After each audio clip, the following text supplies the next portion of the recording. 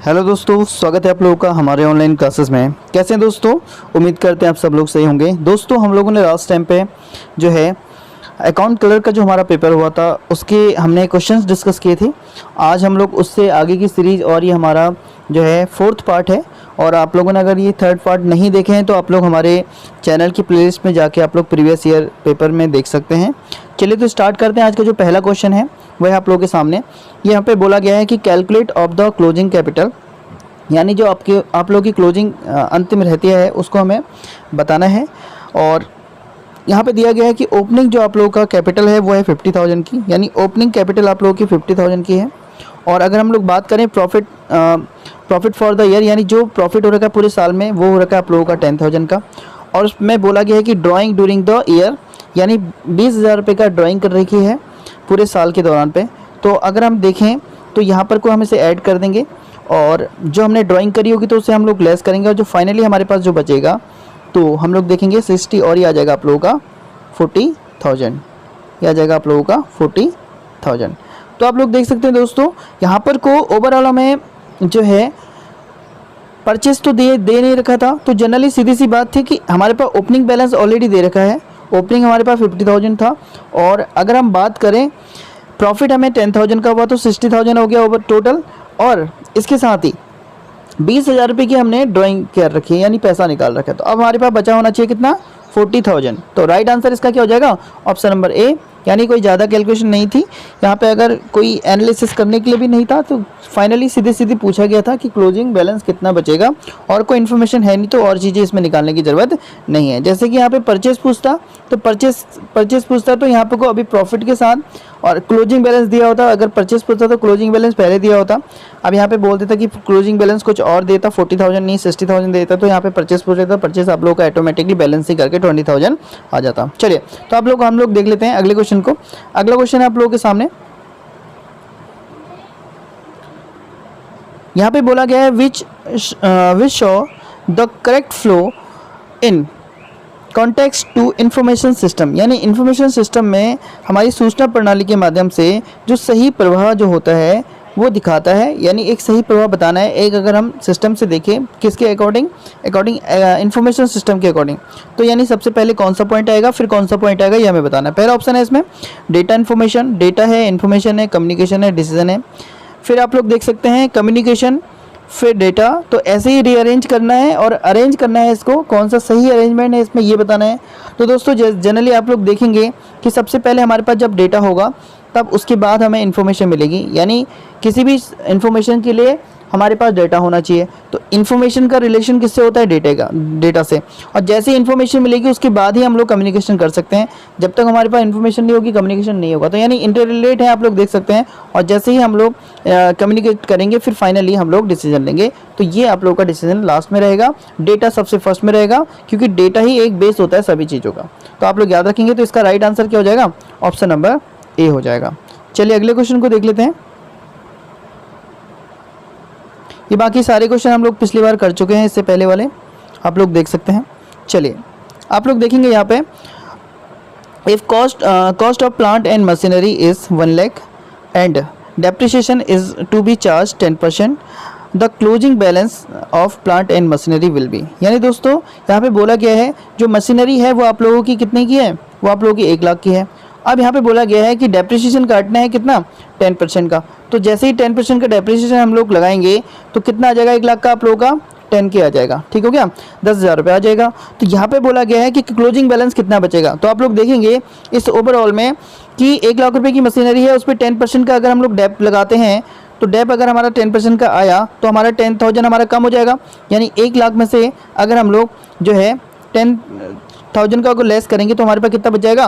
वो बच जाएगा 90 के। यानी अगर आप लोग देख सकते हैं 90,000 रुपये हमारे पास क्लोजिंग बैलेंस बचना चाहिए अगले साल के लिए। तो इसका राइट आंसर आप लोग देख सकते हैं ऑप्शन नंबर ए इसका राइट आंसर है। चलिए अगले क्वेश्चन को देख लेते हैं। यहाँ बोला गया है when data is processed and becomes useful it is known as, यानी हमें बोल रखा है कि जो डेटा संसाधित है या फिर उपयोगी हो जाता है तो इसे किस रूप में जाना जाता है? कोई भी जो डाटा प्रोसेस है और जो है इसे बिकम यूज़फुल और एक जिसका हम लोग यूज कर सकते हैं और वो उपयोगी होता है आने वाले समय में, तो उसे हम लोग किस नाम से जानते हैं? तो आप लोग देख सकते हैं पहला ऑप्शन है इसमें इंफॉर्मेशन सिस्टम, फिर है सॉफ्टवेयर, फिर है हार्डवेयर, फिर है इन्फॉर्मेशन। जनरली दोस्तों कोई भी डेटा, अभी इससे पहले हमने क्या बात करी थी, इससे पहले वाले क्वेश्चन को आप लोगों ने देखा होगा, डेटा के बाद हमारा जो डेटा होता है वही हमारा क्या बन जाता है? इन्फॉर्मेशन बन जाता है इन फ्यूचर में। जैसे आज की डेट में कोई डेटा है तो वो डेटा आप लोगों के लिए नेक्स्ट टाइम के लिए वो इन्फॉर्मेशन के रूप में काम करेगा, कि आप उसे बता सकते हो, डेटा को आप लोग समझा सकते हो, बोल सकते हो, और इन्फॉर्मेशन जैसे ही होगी फिर उससे आप लोग कम्युनिकेट कर सकते हो। तो आप लोग देख सकते हैं, तो इसका राइट आंसर क्या हो जाएगा? सूचना यानी इन्फॉर्मेशन, इसका राइट आंसर हो जाएगा। ठीक है, चलिए अगले क्वेश्चन को देख लेते हैं। यहाँ पे बोला गया है कि सेल्समैन कमीशन अपेयर इन, यानी जो बिक्रीकर्ता का कमीशन होता है उसे कहाँ दिखाया जाता है, ये बताना है आप लोगों को। पहला ऑप्शन है बैलेंस शीट, फिर अगला ऑप्शन है आप लोग का प्रॉफिट एंड लॉस अकाउंट, फिर अगला ऑप्शन है मैन्युफैक्चरिंग और ट्रेडिंग अकाउंट। तो दोस्तों आप लोगों को जनरली जब हम लोगों ने फाइनल अकाउंट बनाए थे तो वहाँ पर आप लोगों को एक बात याद होगी कि जितने भी हमारे डायरेक्ट एक्सपेंसेस होते हैं उन्हें हम लोग कहाँ पे दिखाते हैं? जो भी हमारा ट्रेडिंग अकाउंट होता है। और जितने भी हमारे इनडायरेक्ट एक्सपेंसेस होते हैं उसे हम लोग कहाँ दिखाते हैं? प्रॉफिट एंड लॉस में दिखाते हैं। तो आप लोगों को जनरली ये दो सेंस याद रखने हैं। और यहाँ पर अगर डायरेक्ट एक्सपेंसेस की अगर हम लोग बात करें तो जो हमारा मैन्युफैक्चरिंग एक्सपेंसेस होता है वो भी हमारा डायरेक्ट एक्सपेंसेस ही होता है। अगर हम बात करें, अगर कभी भी डायरेक्ट एक्सपेंसेस की बात आए, या तो ट्रेडिंग अकाउंट या फिर मैन्युफैक्चरिंग अकाउंट, क्योंकि मैन्युफैक्चरिंग एक्सपेंसेस अपने आप में एक क्या होता है? डायरेक्ट एक्सपेंसेस होता है। तो आप लोग याद रखेंगे। तो हमारा ये जो सेल्समैन का जो कमीशन है, तो याद रखेंगे जब भी कोई चीज़ अगर कोई भी प्रोडक्शन हम लोग करते हैं, प्रोडक्शन बनने से लेकर, यानी उसे किसी प्रोडक्शन के बनने से लेकर उसे गोडाउन तक का जो भी खर्चा आता है, उसे गोडाउन में रखने तक का जो भी खर्चा आता है, तो वो तो हमारा कैसा एक्सपेंसेस होता है? डायरेक्ट एक्सपेंसेस होता है। इस पॉइंट को याद रख लेंगे। और गोडाउन से लेकर सेल्स करने तक का जो भी खर्चे होंगे वो हमारे इनडायरेक्ट एक्सपेंसेस होंगे। तो याद रखेंगे। तो यहाँ पे बोल रहा है कि सेल्समैन को कमीशन देगा, यानी जब गोडाउन के बाद अगर हम सेल्स कर रहे हैं तो वो जो कमीशन सेल्समैन को मिलने वाला है वो हमारा क्या हो जाएगा? एक इनडायरेक्ट एक्सपेंसेस हो जाएगा। और इनडायरेक्ट एक्सपेंसेस का मतलब होता है प्रॉफिट एंड लॉस, इसका राइट आंसर हो जाएगा। चलिए अगले क्वेश्चन को देख लेते हैं।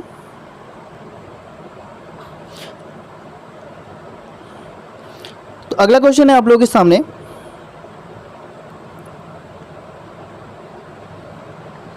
आप लोग देख सकते हैं, if salary expenses for the period, जो हमारा अकाउंटिंग पीरियड है उसके अंतर्गत जो हमारी सैलरी का जो एक्सपेंसेस है वो 1 लाख रुपए का है, out of which the 20,000 is outstanding.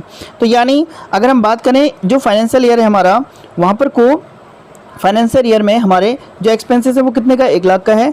लेकिन जो आउटस्टैंडिंग जो सैलरी है दोस्तों वो कितनी है? 20,000 की है। तो यहाँ पे बोल रहा है in the last year last में, एंड में। ठीक हो गया। तो बात करें यहाँ पे which of the following is correct, तो यहाँ पर को कौन सा सही आंसर होगा ये हमें बताना है। तो जनरली आप लोग देखेंगे कि हमारी जो सैलरी का एक्सपेंसेस है कितना है? 1 लाख रुपए का है, यानी पूरे साल की दौरान।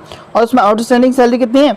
यानी 20,000 है। तो पहले जनरली समझ लीजिए, आउटस्टैंडिंग सैलरी का मतलब ये होता है कि जो सैलरी का पेमेंट हमने नहीं किया है, यानी पूरी सैलरी बनी एम्प्लॉय की कितनी? 1 लाख रुपए की, और उसमें जो हमने पेमेंट नहीं करा है वो कितना है? 20,000। तो ये पॉइंट आप लोगों को समझ में आया होगा। चलिए सबसे पहले जिसका ऑप्शन है उसको देख लेते हैं।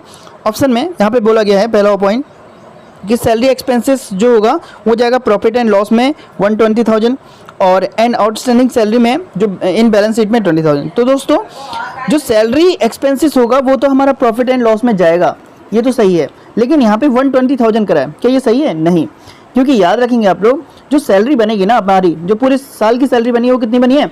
1 लाख रुपए की बनी है, और उसमें से हमने 20,000 पेमेंट नहीं किया है। और यहाँ पे आप लोग देखेंगे कि पूरी सैलरी, यहाँ पे सैलरी एक्सपेंसेस कितना कर रहा है? 120 कर रहा है, जो कि गलत है। तो यहाँ पे ऑप्शन ये गलत हो जाएगा। सैलरी एक्सपेंसेस आप लोगों का जो है प्रॉफिट एंड लॉस में 80,000, ये भी आप लोगों का रॉन्ग है। यहाँ पर वैसे जनरली यहाँ पे ये वाला पॉइंट देखा जाए कि जो हमारा सैलरी एक्सपेंसेस है ये यहाँ पे को 80,000 बोल रहा है, क्योंकि पूरा जो हमारा सैलरी आप लोगों ने देखा होगा कि हमारा जो अकाउंटिंग होती है वो एक्रूवल बेसिस पे होती है, एक्रूवल बेसिस पे होती है। तो एक्रूवल बेसिस का मतलब होता है कि हमारे पास चाहे अमाउंट हमें रिसीव हुआ हो या ना हुआ हो, अगर अकाउंटिंग पीरियड के दौरान हमारा कोई भी ट्रांजैक्शन हुआ है तो हमें उसे रिकॉर्ड करना पड़ेगा। तो यहाँ पर जितने का भी अमाउंट होगा वो हमें पूरा करना पड़ेगा। तो हमारा जो सैलरी एक्सपेंसेस होगा वहाँ पे 1 लाख ही दिखाना पड़ेगा। तो आप देखेंगे नेक्स्ट पॉइंट यहाँ पे, तो यहाँ पे देखेंगे आप लोग सैलरी एक्सपेंसेस अकाउंट जो है आप लोगों का कितना क्या है, 1 लाख क्या है, आउटस्टैंडिंग सैलरी को आप लोगों को बैलेंस शीट में 20,000 दिखा रखा है। तो बिल्कुल राइट आंसर इसका यही हो जाएगा, कौन सा, यानी सैलरी एक्सपेंसेस को हम लोग P&L में ही दिखाएंगे और कितने पे दिखाएंगे, पूरा 1 लाख पे दिखाएंगे। और जो पेमेंट हमने नहीं कर रखा है वो एज ए लाइबिलिटी, यानी जो हमारी बैलेंस शीट होगी आउटस्टैंडिंग सैलरी को हम लोग बैलेंस शीट में लाइबिलिटी साइड में दिखाएंगे। तो आप लोग याद रखेंगे ये किस साइड आएगा, ऐसा भी क्वेश्चन बनेगा, क्योंकि उतना पेमेंट हमने लाइबिलिटी बन गई है 20,000 की, क्योंकि उस फाइनेंशियल ईयर के दौरान हमने पेमेंट उसका नहीं किया। तो आप लोग याद रखेंगे इसका राइट आंसर क्या हो जाएगा, ऑप्शन नंबर सी हो जाएगा। चलिए अगले क्वेश्चन को देख लेते हैं।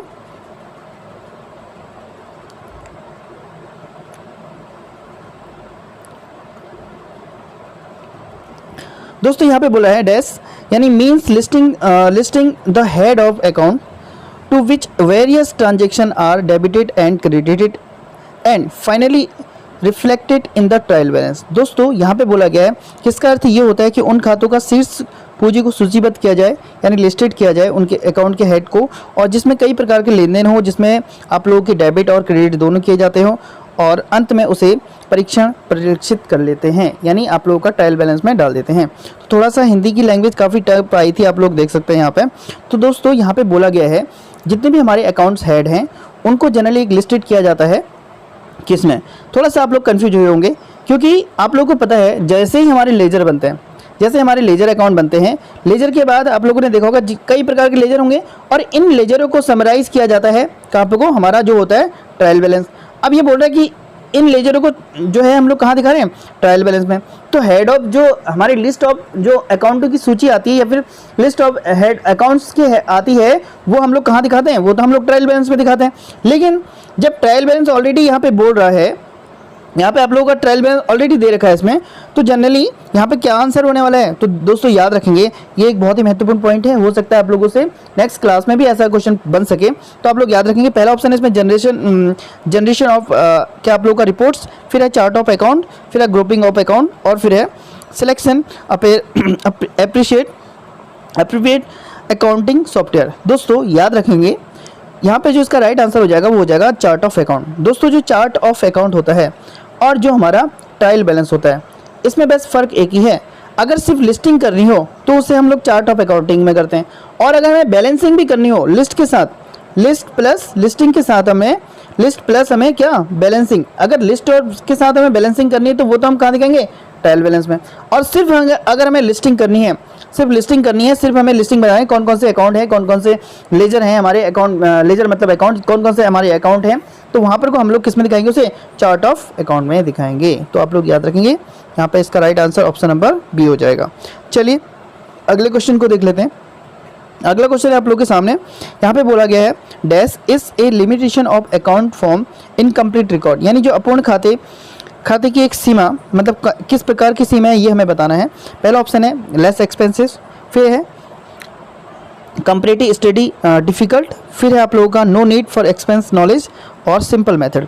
तो दोस्तों याद रखेंगे तो जनरली जो हमारा इनकम्प्लीट जो अकाउंट होते हैं वो हमारा तुलनात्मक अध्ययन जो उसमें होता है वो कठिन होता है, डिफ़िकल्ट होता है। तो याद रखेंगे जो भी हमारा कंपैरेटिव स्टडी इज़ डिफ़िकल्ट हो जाती है इसमें, तो आप लोग याद रखेंगे इनकम्प्लीट अकाउंट अगर होगा तो हम किसी भी तरीके से उसे कंपेयर भी नहीं कर सकते, और काफ़ी इसमें अभी और भी रीजन होते तो वो भी आ सकते थे। जनरली आप लोग याद रखेंगे अगर कोई भी इनकम्प्लीट अकाउंट होगा तो वैसे भी वो हमारी लिमिटेशन तो ही है इनकम्प्लीट अकाउंट की, लेकिन उसके बावजूद भी हम उसे अच्छे से कंपेयर नहीं कर सकते किसी और अकाउंट से। चलिए अब बात करते हैं हम लोग नेक्स्ट जो हमारा क्वेश्चन है उसको। यहाँ पे देख सकते हैं आप लोग डैश बोला गया है is a disadvantage in computerise accounting. दोस्तों डिसएडवांटेज बताना है कंप्यूटराइज अकाउंटिंग सिस्टम का, तो आप लोग देख सकते हैं less paper work, timely reporting, data corruption या फ्लेक्सिबल रिपोर्टिंग।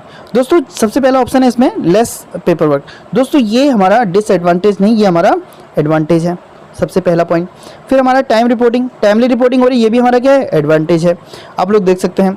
फिर हम लोग बात करते हैं डाटा करप्शन। तो दोस्तों डाटा करप्शन उसका क्या है, डिसएडवांटेज है।